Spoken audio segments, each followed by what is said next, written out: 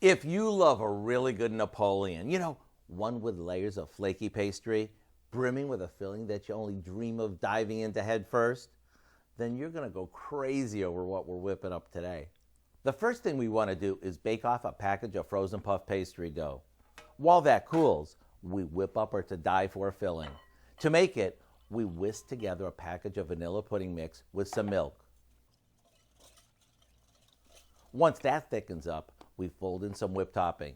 You want to do this gently so it stays nice and fluffy. Now to assemble this, we break up the sheets of our baked pastry and layer about a third of it into a trifle dish before spooning on a layer of our filling. A little chocolate sauce goes over that, and we repeat that 2 more times.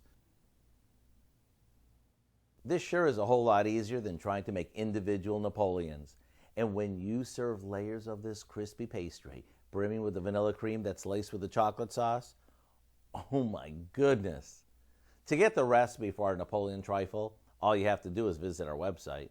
I'm Howard with Kelly in the Mr. Food Test Kitchen, where today we found a decadently tasty way for you to say, ooh, it's so good. It is decadently tasty.